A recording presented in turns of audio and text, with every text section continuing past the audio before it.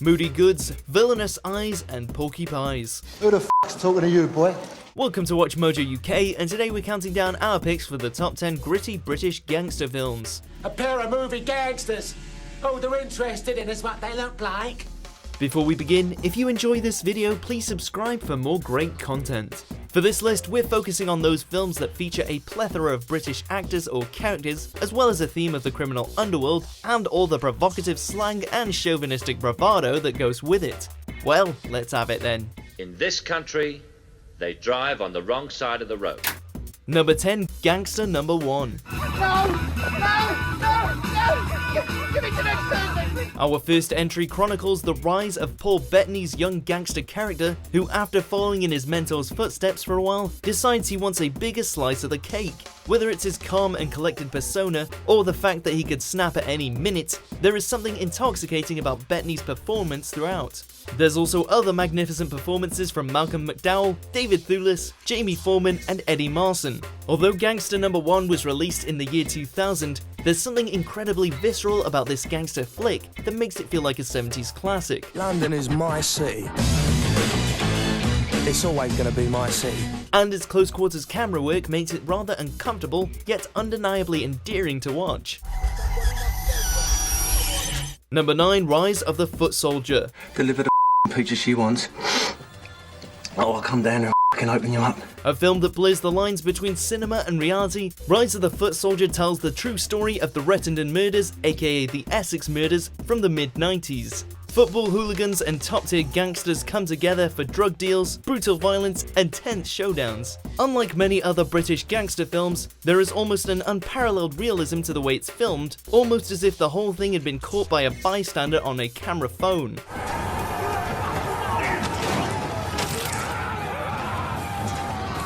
Combine that with Craig Fairbass's spine-chillingly terrifying portrayal of Pat Tate, and the torture scenes that give Casino a run for its money, and you have one of the murkiest, most realistic crime films ever made. Colin! Jason, shut up. Number 8, The Krays. Is this a joke? Do you see me laughing? Another gangster epic based on a true story, The Krays tells of the infamous empire built by the brothers Ronnie and Reggie Kray in the East End of London in the 1950s. Although remade in 2015 featuring Tom Hardy and retitled Legend, the 1990 version, which featured real-life brothers Gary and Martin Kemp, shines as being the more eerie and therefore the more true-to-life adaptation of the gangsters' lives. You don't want to go around threatening people with knives, do you? Not when I've got one as well. Whether it's watching psychopathic Ronnie give someone a Chelsea grin, or Reggie try to claw together what he can of a normal life, this unique tale is as much about crime as it is about the complex relationship between two brothers. Stop it! Stop! Number 7, Layer Cake. Please tell me you're f***ing joking. Pre-James Bond Daniel Craig playing a drug mastermind. What's not to like? I'm not a gangster. I'm a businessman whose commodity happens to be cocaine. Largely regarded as one of the best gangster films of the noughties, Layer Cake helped put Daniel Craig and then first-time director Matthew Vaughn on the map. Highly stylized, it nicely bridges the gap between grit and glamour when it comes to gangster flicks, with a perfect concoction of violence and sophistication.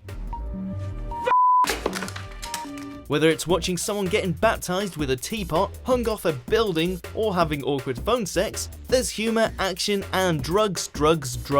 Plus, you get to see Q and 007 go clubbing together. I've got right straight and out in here. If you want anyone in the back here, I'm your man.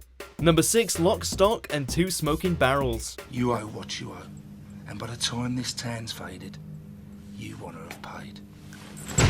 You knew this one was coming, and for a very good reason. Many British writers and directors try to toe the line between violence and humour, but nobody does it with quite the same finesse as Guy Ritchie.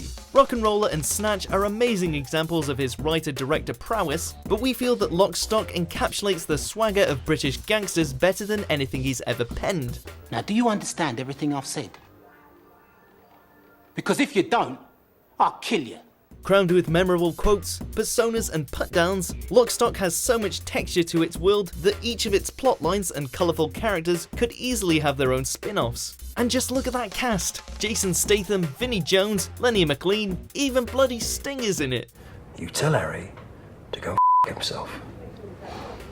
Number 5, The Italian Job. You're only supposed to blow the bloody doors off. It's easy to forget what this film is actually about, given its cultural significance, funky Mini Coopers, kick-ass soundtrack, and, well, Michael Caine spitting out timeless quotable gold. But at its core, it is about a gang of thieves and gangsters getting together to pull off an elaborate heist. Watching the film's eclectic personalities slowly piece together the perfect scam is wildly entertaining, and you can't help but feel you're part of the crew by the end. And speaking of the end, the film builds to one of the most iconic getaway scenes in cinema history, not to mention its quite literal cliffhanger. Hang on a minute, lads. I've got a great idea. Number 4, Sexy Beast. I'll do anything not to offend you, but I can't take part. I'm not really up to it. This is one of those films where you remember the individual performances rather than the actual plot. Starring the brilliant Ben Kingsley and iconic Ray Winston as two ex-criminal associates, the film revolves around Kingsley's character trying to convince Winston's to return to the life of crime. No. Yes. F off, wanker, you're doing it. What follows is a series of heated encounters between the two, where we get to see some volatile chemistry between two criminal heavyweights. What's most entertaining is Kingsley's unpredictable portrayal of Logan, a man whose temper can boil like mercury in a matter of seconds. Think Ben Kingsley is a reserved thespian? Well, watch Sexy Beast and get back to us. No way! No way! No way! Number 3, Brighton Rock. I said hello, Fred. We've been looking for you for a long time, Fred. On to another surprisingly dastardly performance, now with a young Richard Attenborough portraying the unhinged small-time gangster Pinky Brown, a man consistently trying to cover his tracks after committing a murder. Brighton Rock is as engrossing as it is controversial. Why, Pinky, look who's here. It's the man who left the card. I told you he wasn't dead. Essentially helping to build what is now the unglamorous framework for classic British gangster films, it helped push previously unknown horrors of the criminal game into the spotlight, which at the time were met with distaste, but were revolutionary all the same. A blank-faced, trilby-wearing Attenborough rampaging like a man possessed makes for one of the best gangsters to ever grace the silver screen.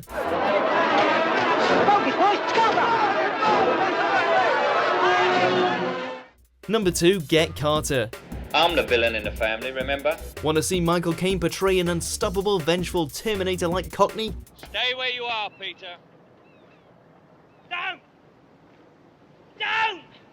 Don't! You're in luck. Kicking down doors and taking names, Michael Caine's Jack Carter will do whatever it takes to find his brother's killer. It's a fairly simple revenge story, but the way in which Caine topples each pawn in the network of hoodlums makes for brilliant cinema, be it throwing them off a balcony, forcing them to down a bottle of scotch at gunpoint, or chasing them down and knifing them in an alleyway.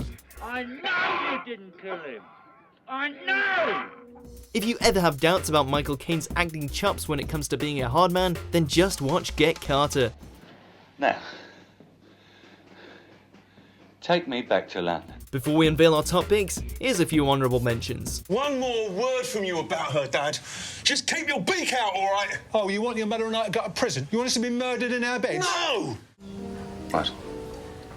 One of the girls they murdered was a friend of mine. I'm all right, Frankie. How are you? Shut up, you slag.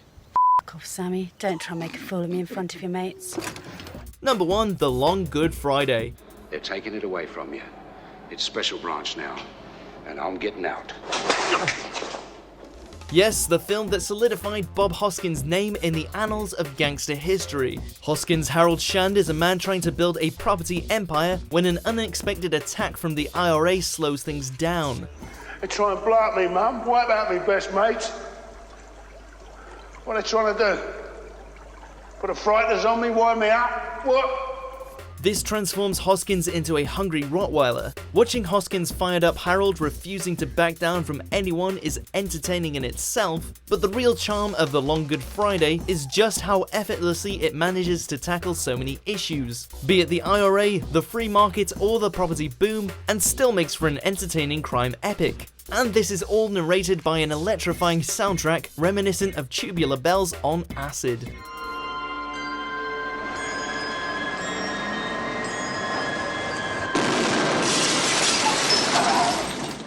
Do you agree with our picks? Check out these other great clips from Watch Mojo UK and subscribe for more great content.